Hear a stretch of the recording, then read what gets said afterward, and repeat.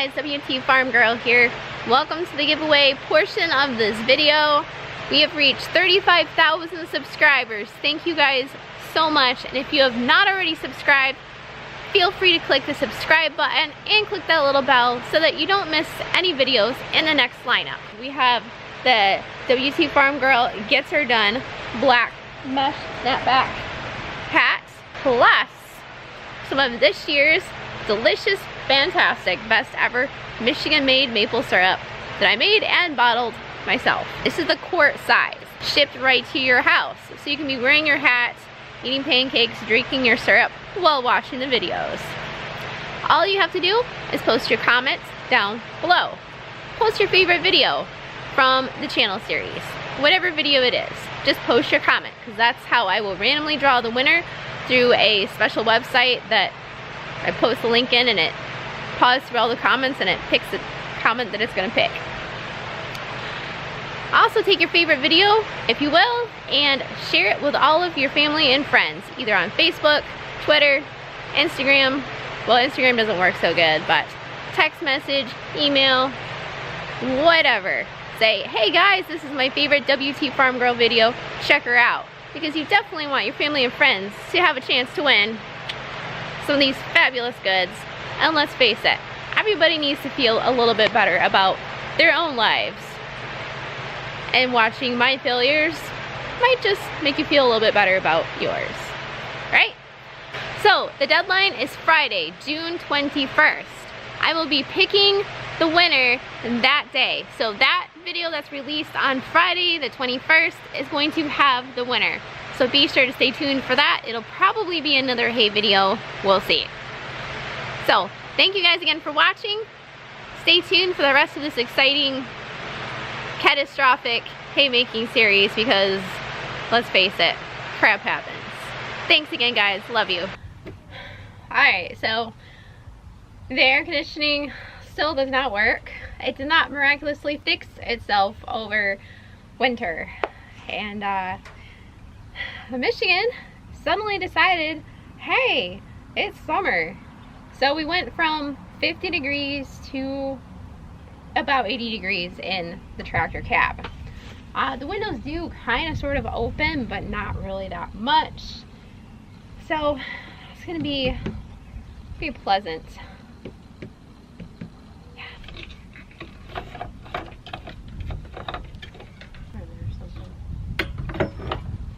Yeah, you put diesel in a diesel tractor. Funny story though, one time on a road trip, I came this close to putting gas in my diesel truck. Because in Michigan, all of the diesel pumps always have a green handle. And the ethanol usually has a yellow handle, okay? So at a moment's glance, you can look down the line, okay, there's a diesel pump, I'll go down there. Well, at this particular gas station, I don't know what they did, but they had one gas pump that had green handles that had gas, and it was not diesel. And I pulled right up to it, and I pulled the nozzle off, and I stuck it in the truck, and Eric's like, wait, that's not diesel. I'm like, yes it is. He's like, no, it says gas. And I'm like, oh my gosh. Yeah. So now I also make sure I can read where it says diesel and find a green handle. Live and learn.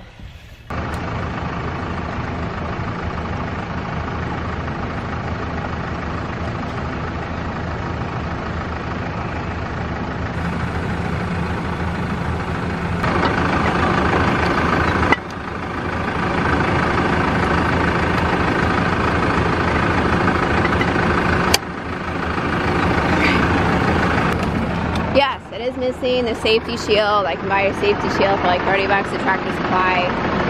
My big concern was just getting this thing running. Alright, so every year I make hay videos, people will have some sort of comment about whatever pattern I'm running on the field. And in a nutshell, I run a different pattern pretty much every time I make hay. Well, not every time, but every time we change equipment, because it's a little bit different. So what I used to do was just do full circles around the field. You do one outside circle and then you switch it to the inside so you can get everything right on the edge of the field. with our new hay rake, we're able to grab 2 rows at one shot and then just strip it all the way down. And it doesn't work so good when you're running circles because it just kind of makes it a little more chaotic. So what I thought I could do this time around was do a couple strips around the field and then go through and strip cut it, kind of like I do with hay raking. But I don't know. I don't know what's more time efficient. It is a pain in the butt. So you turn around and turn around and turn around. But at the other end of the spectrum, it's a pain in the butt doing tiny little circles with a big tractor. And it is a sweat box in here. I've got my air on, which is just blowing warm air. And I've got all the windows open as much as I can. But I'm gonna have to do something. I think it might need to be recharged. The Freon or whatever it is.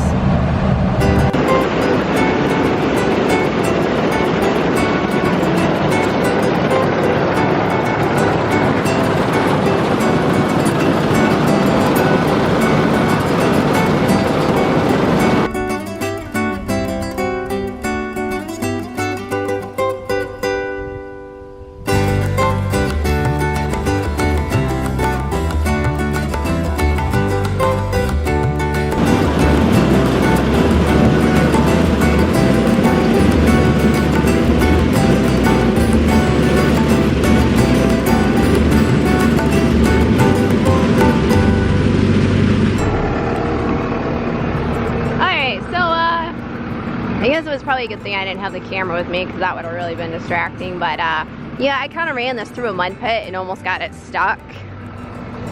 Okay, so some of that is actually from going down there, but I really got a little muddy. Yeah, not happy about that. I'm hoping my cutter bar is gonna be okay, because these things, if you run them through an anthill, it'll jank it all up. So every year we change the hayfield a little bit. And I keep trying to emphasize the fact that the edge of the hayfield is wet. So over wintertime, it looked like the track had been coming down through here. So what I was trying to do is drive the tractor on the main road and then cut next to it. And then it just came right through here, bad. You can see right here, it just tore right into this chunk. It actually looks like my arm might have hit that, thankfully. Yeah, so it started sinking, it started jackknifing really bad. I even had it in 4-wheel drive, but I didn't realize it was gonna be completely floating down the water. And yeah, so I pretty much just stopped the cutter, raised it up, got a little ground clearance, and continued on that way. But you can see it's just filled with water. This area is usually wet, but not this time of year. It's not usually that wet. So I think that's the worst of it. Oh, a little quick bit of trivia for those of you who don't know much about grass hay. We grow grass hay, we do not grow alfalfa. It has clover in it only because the clover's seeded, and I'd love to kill all that crap right off. The best time to cut grass hay is early in the morning or late afternoon, early evening, because the sugar content of the hay is highest when the sun is highest. So it's just like if you're grazing your horse, you really don't want them out in the afternoon or, you know, noonish time, because the grass is going to be higher in sugar. Now, because we are specifically growing horse hay, the idea is to have it as low in sugar as possible, but as high in protein as possible. So right now our grass is kind of past ideal protein stage. It's not awful, but it's not ideal. I think ideal for orchard grass, shoot, I think you can get up to 16%. So we might be down around, I don't know, maybe 11-12%, which isn't terrible, but not as much as I'd like.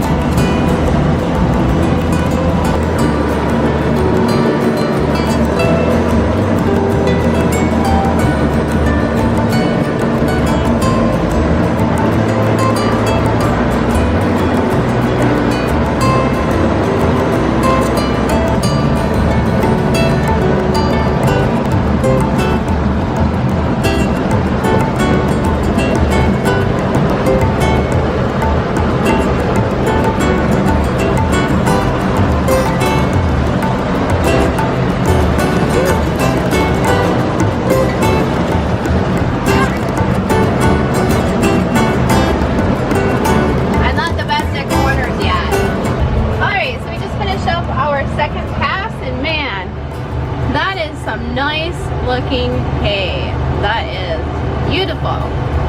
That's the kind of hay that you want to look at and you want to just eat it because it looks delicious. Anyway, I just want to check the height of my grass because I don't want to cut it too short. You see how yellow it is? I might have to raise my feet up to make sure it's not cutting too short. Some grasses are fine being cut short, but this stuff likes to be cut long. Alright, so I think we could go just a little bit longer with it. It's about 4 inches maybe. Alright, so real quick I'll show you what I adjusted. Normally we'd have these all the way out, but they don't stay. They always fall back in. So I've tried everything. They just don't stay. So I did raise the feet down, lower the feet. They're on the very last pinhole, so they are at the highest point they can be on both sides. I also lowered the deflective shield here. I don't remember exactly what that does. The idea is I want to spread out more on the field and not in a big straight row like this because it doesn't dry as well. And I'm short on time, so I'll run a pass and see how it looks.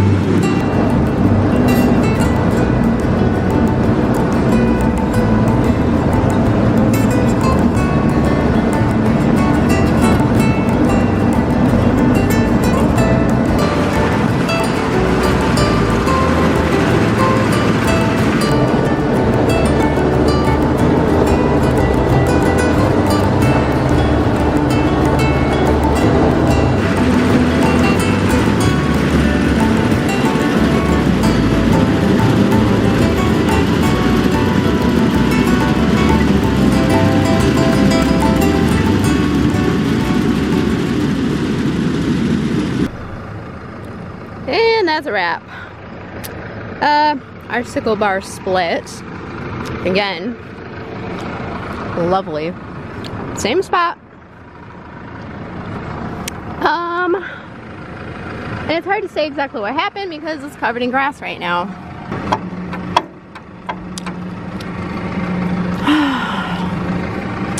It's not one thing, it's another. I do have the other sickle bar. And literally, I haven't drove through anything besides that mud, which was several passes back. So I can't imagine that that's what killed it. But yeah, this thing is hard on sickle bars. Or I'm hard on sickle bars. I don't know. Like literally, every time I came to a dip, I'd lift it up. I don't know, unless I hit something else out here. It's tough to say, or maybe I just got clogged up so badly with grass that it just gave up the ghost. I don't know, I figured that if this thing would have been having issues, they'd be having patches of grass that were missing, but I don't see, haven't been seeing anything really, you know, that to alert me that, hey, it's definitely not cutting in this area. Whew. Okay, did you notice at what point the sun was in the sky when I stopped videotaping? It is like just after 7 now, which is great for the grass because the sugar content's gonna be nice and low, but not so nice for me. I got the new sickle bar on. One thing I'm noticing is that the clearance right here, it's really got some nice clearance. Which you might be saying, well, duh, of course it's gonna have nice clearance, but previously we'd had issues with that having good clearance.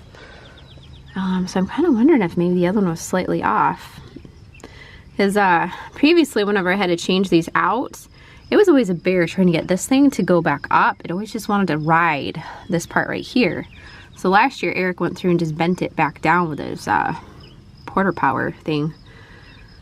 But this one, it just went right in and it just went right up. It just seated naturally. So there she is in all of her under-serrated glory. Another reason to get a disc bind, because you don't have to worry about changing your sickle bars out all the time, although I seem to have really bad luck with them. Anyway, that one went in nice and easy. If you're interested in a video of me putting a sickle bar in, you are in luck, because I made one last year. And you can see the link right up here in just a minute. So, all of that stuff I did on this one right here.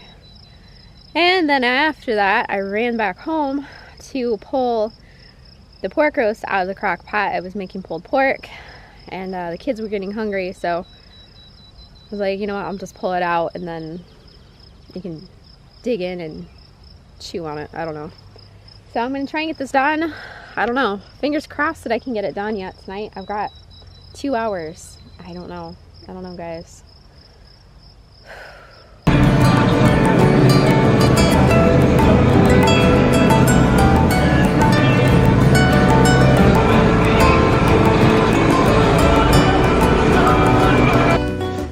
Well, guys, I'm not sure at this rate if we're gonna get this thing finished tonight. The mower conditioner, I keep calling it a hay bind just out of habit, is not up. Now, those of you who do hay notice that I am at the corner junction. Some of you guys are very talented and can whip it real quick and continue down the line. I get so far and then I just can't do it without totally jackknifing it. So I run the figure eight. I come out and then back around. Something like that. Anyway, but to do that, I have to lift it up. Otherwise, I'm just going to run through all of this stuff. And if you do that, it ends up getting clogged. At least that's been my experience. However, my hydraulics in the front of the tractor are working fine. I thought maybe it's out of hydraulic fluid. Check the hydraulic fluid, that's fine. And I emptied the reservoir, overflow, whatever you want to call it. I just emptied that whole thing out and it was scummy. Hopefully that did the trick. If you've ever experienced this or you know what's going on, put it in the comments down below. I'm going to take a look through the manual tonight, but I'm very mystified by this. Never had an issue before.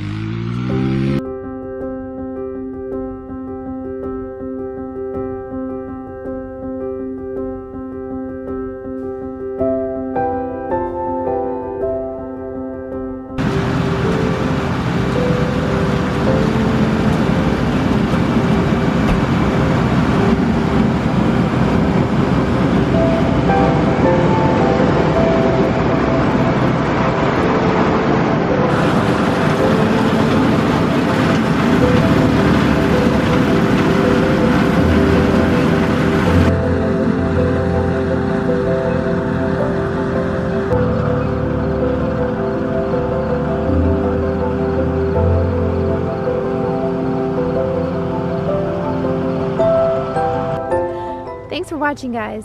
Don't forget to hit the subscribe button and the bell so you can be alerted for all the new videos in this series. Here are some exciting clips of the next video coming up. Enjoy.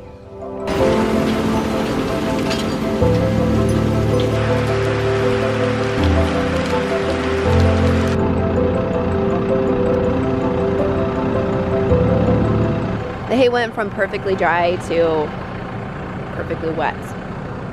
You know, originally the forecast was gonna be clear, and then